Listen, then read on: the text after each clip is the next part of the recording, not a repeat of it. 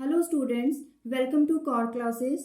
Student, आज हम इस वीडियो में करने जा रहे हैं CHE09 यूनिट 2 कार्बोहाइड्रेट्स। इसका लास्ट जो टॉपिक है हमने डिस्कस किया था, आज हम करने जा रहे हैं। The topic name is polysaccharides. Now polysaccharides, many monosaccharides join to each other to form polysaccharides.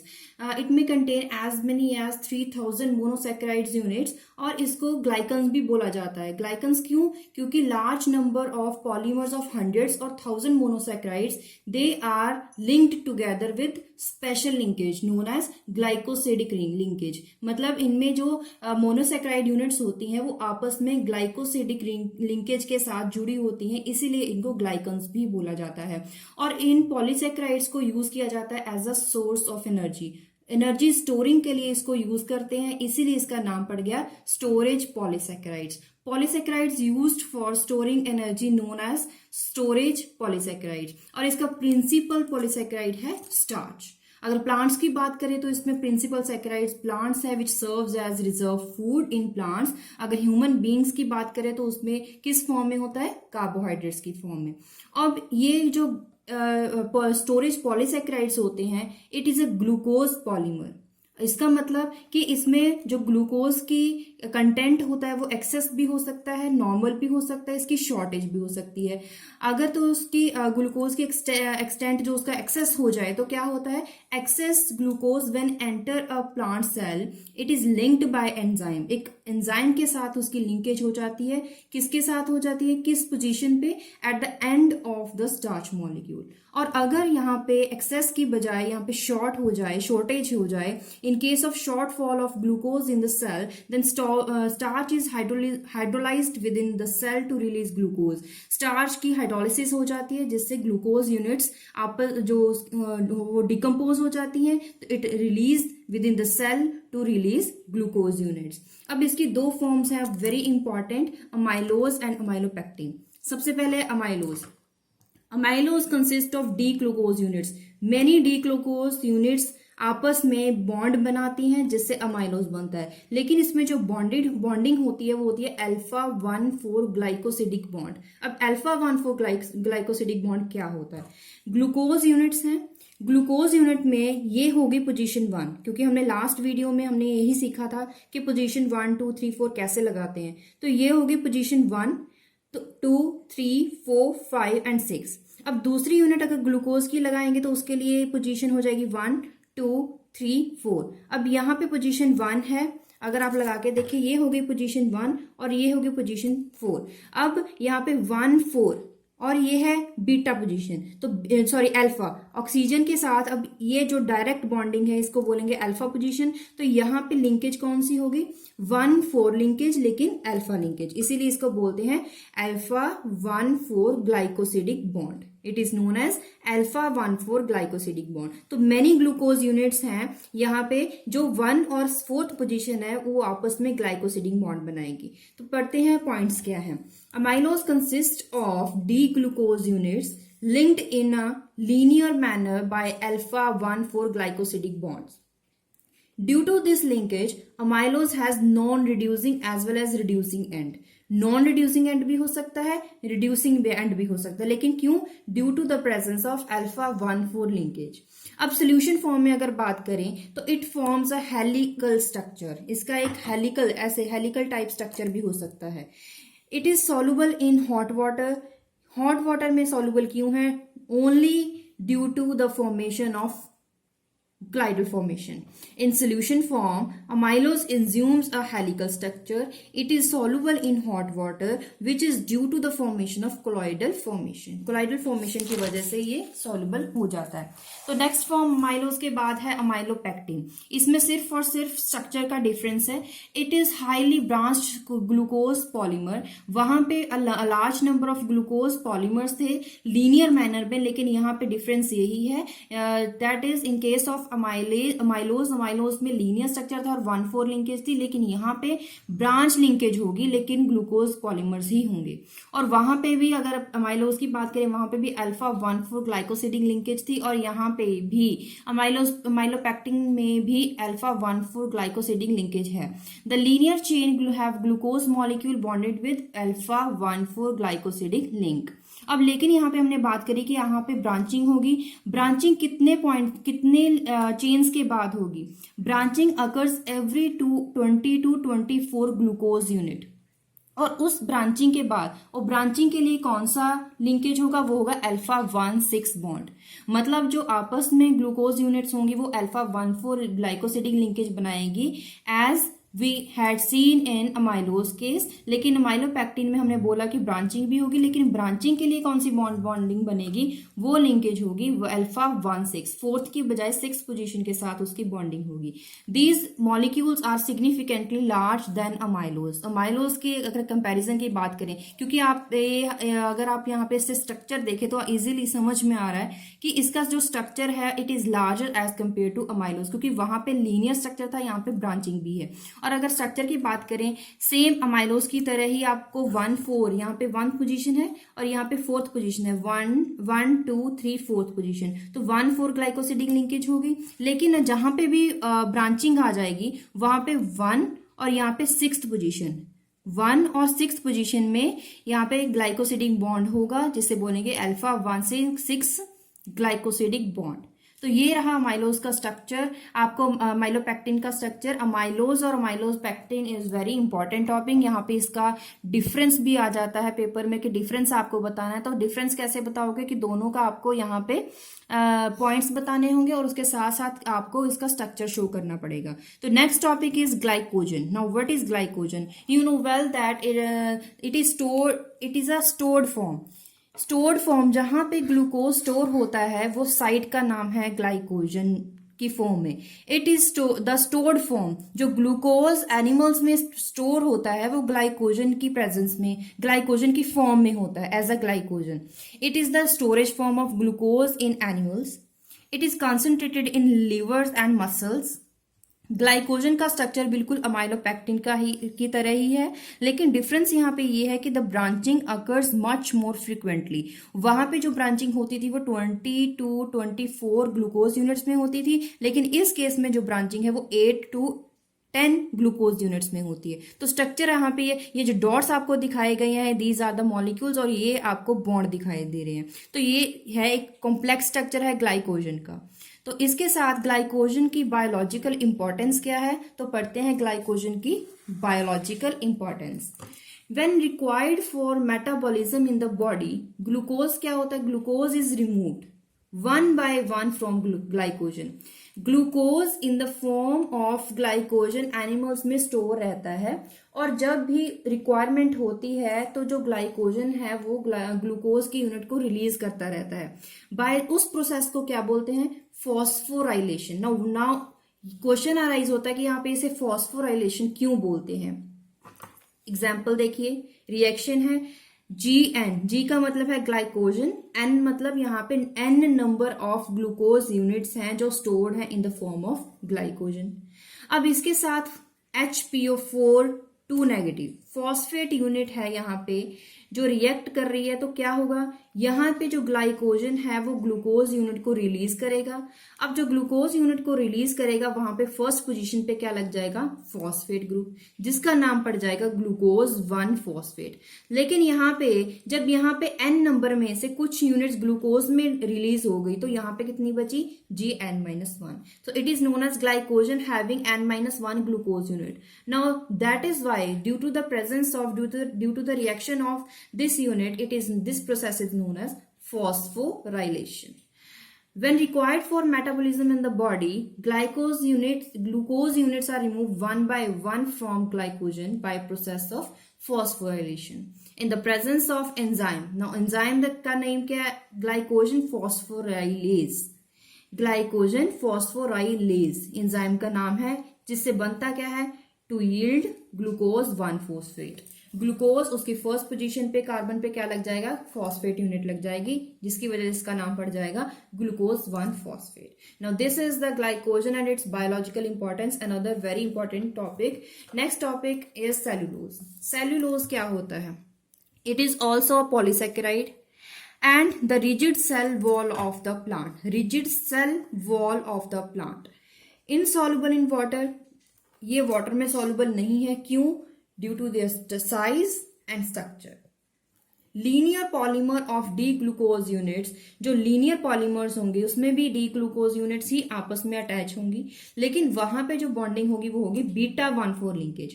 Alpha की बजाय बीटा 1,4 लिंकेज होगी. अब बीटा 1,4 लिंकेज क्या होती है हम आपको जब स्ट्रक्चर समझाएंगे वहां पे आपको दिखाएंगे. Unlike starch it is highly resistant to acidic और एंजाइमेटिक हाइड्रोलिसिस. चाहे आप इसको एसिड की प्रेजेंस में रिएक्ट करवाइए, चाहे आप एंजाइमेटिक हाइड्रोलिसिस करवाइए, ये रिएक्ट नहीं करेगा. It is resistant. ये रेजिस्ट करता है उन रिएक्शंस को. Any cellulose passes through the digestive tract undigested. अब स्ट्रक्चर में अगर बात करें, आपने देखा था अमाइलोज और माइलोपेक्टिन में यहां पे क्या था, अल्फा पोजीशन के साथ. अगर आपको लिंकेज दोबारा दिखाऊं, यहां पे अल्फा लिंकेज है दोनों में, अल्फा पोजीशन पे. लेकिन अल्फा पोजीशन की बजाय अगर बीटा पोजीशन पे लिंकेज हो जाए तो देखिए आपको beta linkage, this is known as beta linkage.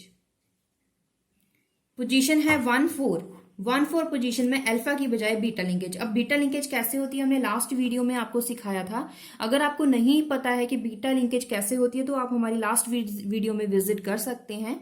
तो this is known as beta linkage and also known as beta 1,4 glycosidic bond. These are actually D glucose units. तो डी ग्लूकोज यूनिट्स को आपस में ज्वाइन कीजिए और सिर्फ आपको 1,4 position में बीटा लिंकेज दिखानी है. जहां पे माइलोज और माइलोपेक्टिन होगा वहां पे आपको अल्फा लिंकेज दिखानी होगी. Difference is that. Next is complex formation. Complex formation, first of all, glycose aminoglycans. Now what is this? Cartilage, tendon, skin, walls of blood vessels mostly made up of complex polysaccharides known as glycose aminoglycans. अब इनका जो consistency होती है very slimy और mucus type की होती है. इसी की वजह से इसकी विस्कोसिटी और इलास्टिसिटी हाई होती है. इसी की वजह से ये विस्कस भी होता है और इलास्टिक भी होता है. अब चलते हैं ग्लाइकोज अमाइनोग्लाइकन्स की एग्जांपल्स की तरफ. Example is hyaluronic acid. It is an important component of ground substances. Ground substances present in synovial fluid. अब ये फ्लूइड होता है जॉइंट्स और विट्रस ऑफ ह्यूमन आई में, और ये फ्लूइड जो है इसमें प्रेजेंट होता है दिस एसिड. अब this is example of glycosaminoglycans. Very important example. It consist of beta D glucuronic acid. Means आपको ग्लूकोज की बजाय ग्लूकोयूरोनिक एसिड बनाना पड़ेगा, और उसके साथ साथ दूसरा जो है वो है N acetyl beta D glucose अमीन.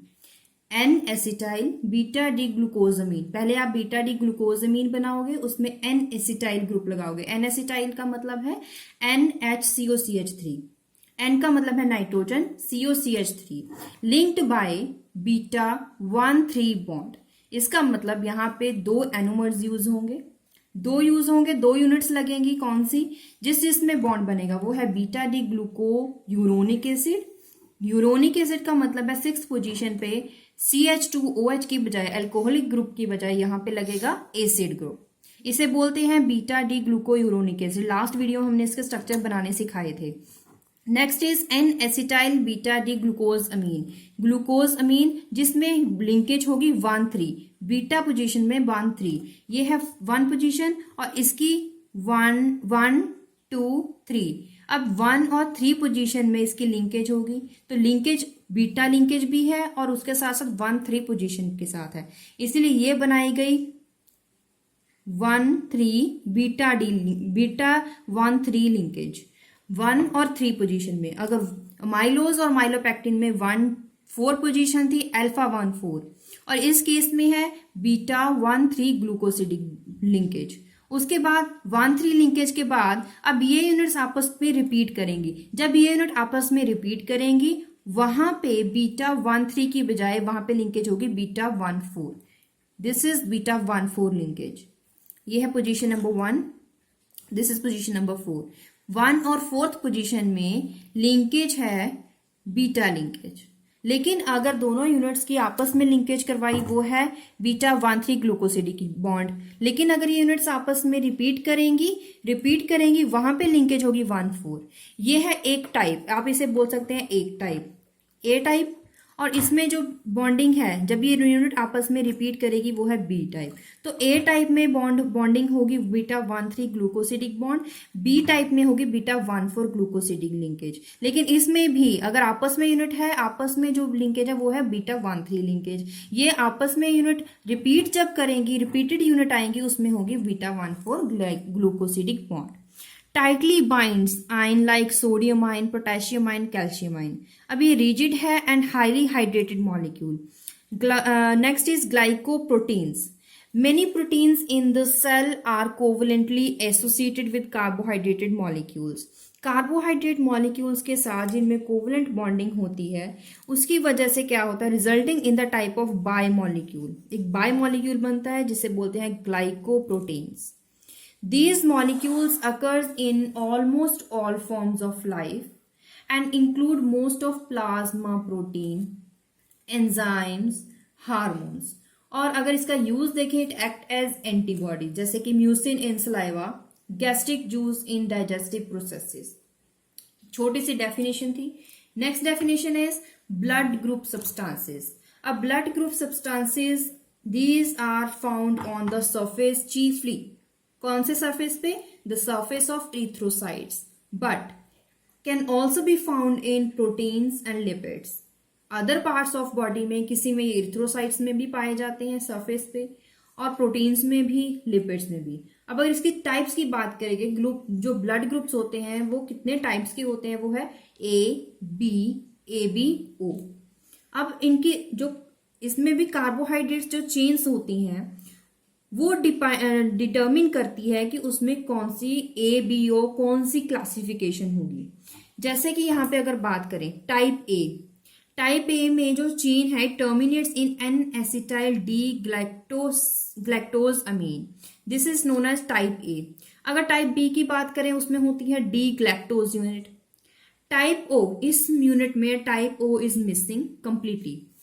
यहां पे अगर टाइप ए बी की बात करें, N acetyl D glucose amine unit जो है it terminates at N acetyl D glucose unit. यहां पे this is type A B, C O is missing and A B is this unit and the bond is alpha 1,2 bond. Point पे पढ़ते हैं क्या है, carbohydrate determines the A B O classification. कैसे? Type A, the chain terminates in N acetyl D galactose amine. जो type B है it terminates in the D galactose. Type O, last sugar is missing completely. Type A B, it contains both unit galactose and acetyl galactose अमीन, दोनों ही units contain होती हैं। अब चलते हैं exercise पे। First question is polysaccharides do not mutarotate. Polysaccharides unit जो होती हैं उसमें म्यूटारोटेशन नहीं होती है। वाई? क्योंकि म्यूटारोटेशन के लिए उस कार्बन चेन में वो फ्लेक्सिबल, मतलब कि वहां पे वो जो लिंकेज है, वो बॉन्ड है, वो फ्री होना चाहिए, तभी उसमें म्यूटारोटेशन पॉसिबल है। लेकिन पॉलीसेकेराइड्स में जो एनोमेरिक कार्बन होती है constituting the sugar units, it is not free नहीं है, तो इसका मतलब free to mutarotate as it is linked in a glycosidic bond. ये बोल रहा है कि इसमें जो म्यूटारोटेशन इसलिए नहीं हो सकती है क्योंकि उसमें जो एनोमेरिक कार्बन होती है वो फ्री नहीं है। अब फ्री क्यों नहीं है? क्योंकि वो कार्बन पार्टिसिपेट करती है इन to form glycosidic bond.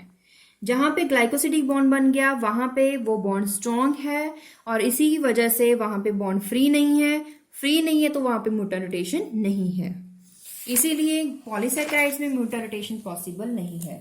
Next question is how does type A blood differ from type O? In type A blood the last monosaccharide unit is carbohydrate chain which is known as N acetyl D galactosamine, लेकिन type O blood is missing. Why is cellulose insoluble in water. जो cellulose है वो water में insoluble है, क्यों? और उसके साथ साथ दूसरा क्वेश्चन है why it is not used as an energy source by human being. अब पहले क्वेश्चन का आंसर, इनसॉल्युबल वाटर में इसीलिए है क्योंकि वो डिपेंड करता है इसके साइज और स्ट्रक्चर पे। Cellulose molecules are insoluble in water due to their size and structure. In cellulose, glucose units are linked to each other by this linkage known as beta-1,4 linkage, जिसकी वजह से cellulose का linear structure मिलता है। Human beings do not possess the enzymes required to hydrolyze this bond, क्योंकि beta-1,4 linkage की इस bond type की को हाइड्रोलिसिस करने के लिए हमारी बॉडी में वो एंजाइम प्रेजेंट नहीं रहता है। Amylase present in human saliva and pancreatic juice are suited for hydrolysis of alpha-1,4 glycosidic bond. लेकिन सेलुलोज में अल्फा की बजाय बीटा-1,4 लिंकेज होती है। अल्फा-1,4 लिंकेज के लिए हाइड्रोलिसिस पॉसिबल है इन ह्यूमन बॉडी, बट बीटा-1,4 लिंकेज के लिए ऐसा कोई एंजाइम नहीं है जो उसे हाइड्रोलाइज कर सके। Hence, glucose present in cellulose is unavailable to human beings as an energy source. That is why human beings are not use this cellulose as a source of energy. तो इसी के साथ we have completed unit carbohydrates और CHE9 unit 2 हमने complete कर ली है with exercise, with last unit जो last year questions थे वो भी हमने इसमें डिस्कस किए हैं। अगर आपको कोई क्वेरी है तो कमेंट बॉक्स में पूछिए। अगर आपको वीडियो हेल्पफुल है तो like and share to your classmates and please subscribe my channel. And इसके साथ साथ अगर आपको कोई क्वेरी है तो आप कमेंट बॉक्स में पूछिए। एनी सजेशन है कोई, वो भी कमेंट बॉक्स में आप दे सकते हैं। सो देखते रहिए हमारा channel core classes. Thank you.